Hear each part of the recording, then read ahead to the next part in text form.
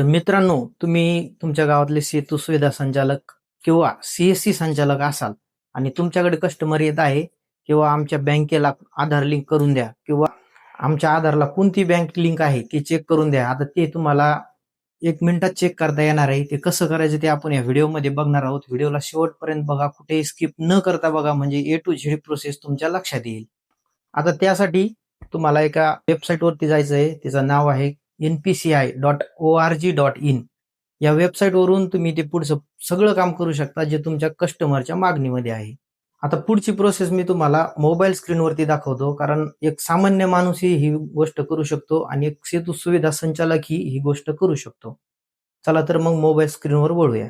आता त्यासाठी तुम्हाला सगळ्यात अगोदर क्रोम ब्राउझर ओपन करून घ्यायचं आहे. आता ही गोष्ट सेतूवाला पीसी वरती करू शकतो आणि एक साधारण व्यक्ती त्यांच्या मोबाईल मधून करू शकतो. याच्यामध्ये येऊन सर्च करायचं तुम्हाला NPCI.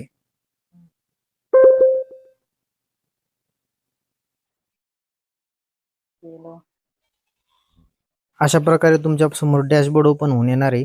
त्यानंतर तुम्हाला कस्टमर या ऑप्शन वरती क्लिक करायचं आहे आणि भारत आधार सीडिंग अनेबलर या ऑप्शन वरती क्लिक करायचं आहे. ही आपली NPCI ची वेबसाईट ओपन झालेली आहे. आता इथं डाव्या कोपऱ्यात ऑप्शन दिसते आधार सीडिंग डिसीडिंग. या ऑप्शन वरती क्लिक केल्याच्या नंतर आपण आपली बँकेला आधार लिंक करू शकतो किंवा आधार लिंक तोडू पण शकतो.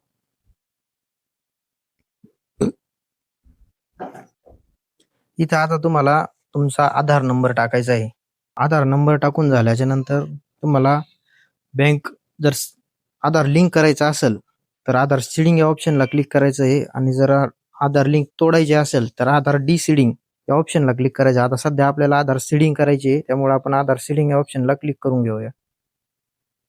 त्यानंतर तुम्हाला ज्या बँकला तुम्हाला आधार लिंक करायचं आहे त्या बँकचं नाव इथं भरपूर अशा बँकचे नाव दिसतील, त्यामध्ये तुमची जी बँक आहे ती सिलेक्ट करून घ्यायची आहे. आता इथं तुम्हाला 3 ऑप्शन दिसणार आहे: fresh seeding, movement same bank with other account आणि movement from one bank to other bank. Fresh seeding तुम्हाला ज्यावेळेस फ्रेश आधार लिंक करायचं, म्हणजे आता तुमच्या आधारशी कोणती बँक लिंक नाहीये त्या टायमाला तुम्ही फ्रेश सीडिंग ऑप्शन सिलेक्ट करायचं आहे.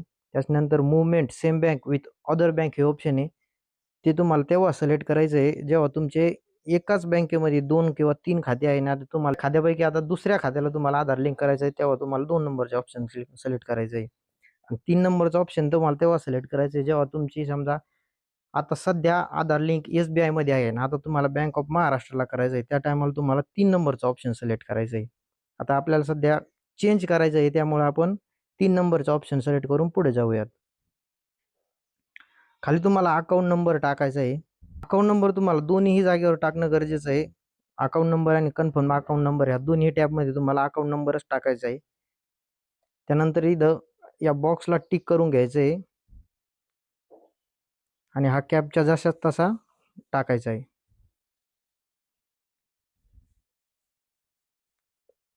पुढे तुम्हाला सबमिट करायचं आहे. ॲग्री अँड कंटिन्यू करा. एक OTP आधारशी लिंक असलेल्या मोबाईल नंबरवरती येईल, तो तुम्हाला इथं टाकायचा आहे. बघू शकता पहिली आधार सीडिंग पोस्ट पेमेंट बँकला होती आणि आता आपण एअरटेल पेमेंट बँकला करणार आहोत. कन्फर्म करायचं आहे. समोर तुम्हाला असे काही ऑप्शन दिसतील: Aadhaar seeding in pending status, kindly check after some time, your reference number is.